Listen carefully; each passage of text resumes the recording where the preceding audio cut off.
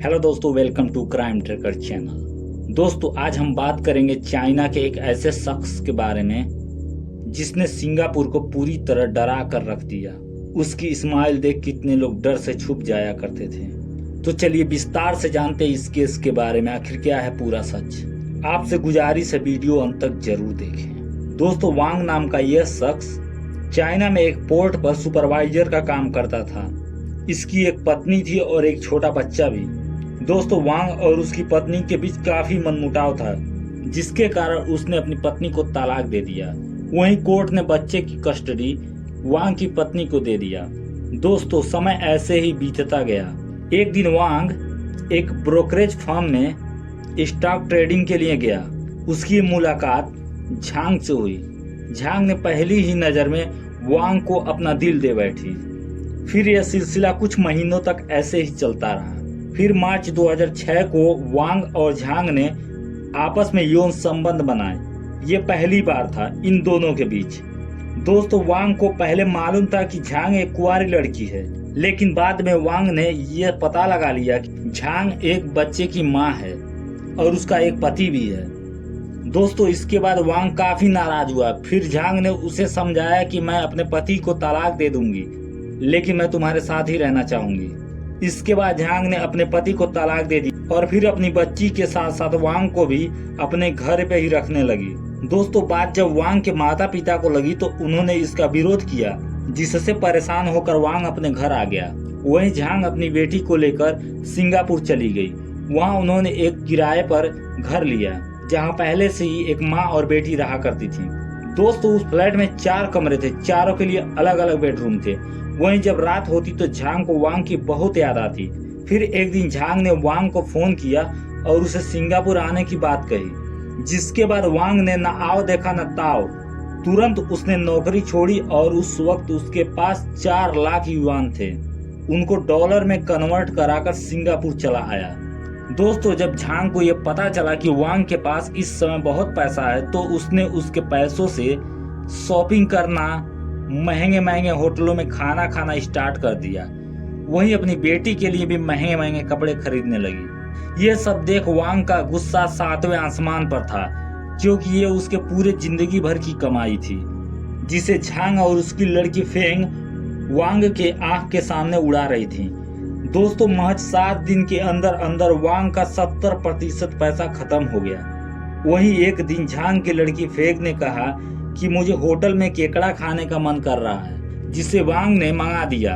उस दिन वांग ने एक केकड़े के डिश के लिए पूरे $140 खर्च किए थे।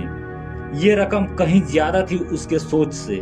दोस्तों, किसी तरह वांग ने वो रात काटी। फिर अगले दिन सुबह सब ने एक बड़े होटल में नाश्ता किया।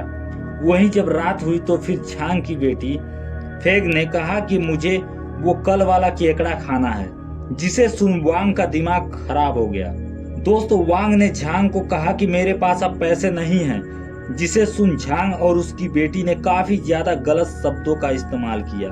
फिर वांग ने हार मानकर वो केकड़े मंगा दिए, जिसके बाद उस केकड़े को झांग और फेन ने खाया। फिर ये दोनों अपने अपने रूम में आराम करने लगे। तभी झांग की लड़की फेंग ने कहा कि मुझे सुबह में ये केकड़ा खाना है, जिसे सुन वांग बहुत जोर से चिल्लाया और उसने झांग को काफी भला बुरा कहा। जिसके बाद झांग और फेंग वांग को बहुत गंदी गंदी गालियां देने लगे और काफी अपशब्द का इस्तेमाल किए। फिर किसी तरह झांग के फ्लैटमेट ने इस लड़ाई को शांत करवाया।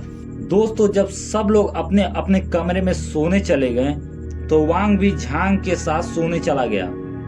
वहीं जब वांग सो रहा था तो उसके दिमाग में यह ख्याल पैदा हो गया कि झांग एक बदचलन है, जिसने उसे धोखा दिया।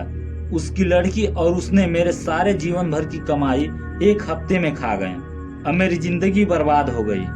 दोस्तों, यही सब बात सुनकर वांग उठकर बैठ गया। फिर वो बिल्कुल नंगा होकर किचन में गया। वहां उसने चाकू उठाया और सीधा झांग के कमरे में आया। फिर उसने 38 बार झांग के पेट में चाकू घुसा के मार दिया। वहीं चीख सुनकर पास के कमरे में सो रही झांग की बेटी फेंग भी आ गई। दोस्तों, वांग ने तुरंत फेंग को भी 35 बार चाकुओं से मारा और फेंग भी मर गई। वही इतना शोर शराबा सुनकर झांग की रूममेट ने जैसे ही अपना दरवाजा खोला, वांग ने उसे भी मारना चाहा, लेकिन वो छत के विंडो पर जाकर बैठ गई। वहीं उसकी लड़की ली मेलिन अपने बाथरूम में छुप गई, जिसका दरवाजा प्लास्टिक का होने के कारण वांग ने उसे तोड़ दिया और ली मेलिन को 18 बार चाकुओं से बुरी तरह घायल कर दिया। दोस्तों, यांग जो झांग की रूममेट थी वो विंडो पर बैठी थी अपनी जान बचाकर, जिसके बाद वांग ने यांग की अंगुलियों को काट दिया, जिसके वजह से वो 6वीं मंजिल से सीधा नीचे जमीन पर गिर गई। दोस्तों, इतना सब होने के बाद आसपास के लोगों ने पुलिस को इन्फॉर्म किया और जब पुलिस ने उस फ्लैट की तलाशी ली तो वांग नहा धोकर अच्छे कपड़े पहनकर बैठा था। उसने थोड़ा भी विरोध नहीं किया पुलिस का। दोस्तों, जब सिंगापुर पुलिस ने वांग से इस हत्या की वजह पूछी तो वांग ने बताया झांग और उसकी बेटी फेग ने उसके जीवन भर की कमाई को एक हफ्ते में उड़ा दिया। वहीं वो लोग मुझे कमरे में नंगे रहने के लिए मजबूर करते थे और मुझे गंदी गंदी गालियां देते थे। वो मुझे कहते कि तुम गधे के बच्चे हो और उसकी फ्लैटमेट यांग उन्हीं का पक्ष रखती थी। दोस्तों, वांग ने 4 लोगों को चाकुओं से मारा था, जिनमें से ली मेलिन बच गई और उसने वांग के खिलाफ गवाही दी, जिसके बाद सिंगापुर कोर्ट ने वांग को फांसी की सजा सुनाई। वहीं वांग ने सुप्रीम कोर्ट में अपील दायर, लेकिन सुप्रीम कोर्ट ने ये कहा कि ये हत्या सिंगापुर के इतिहास की सबसे बड़ी हत्या है, इसे इग्नोर नहीं किया जा सकता। दोस्तों, 20 मई 2016 को सिंगापुर के चांगी जेल में वांग को फांसी दे दी गई। आशा करता हूँ दोस्तों आपको ये सच्ची कहानी पसंद आई होगी, और अगर हमारी मेहनत आपको पसंद आई हो तो हमारे क्राइम ट्रैकर चैनल को लाइक करें, सब्सक्राइब करें।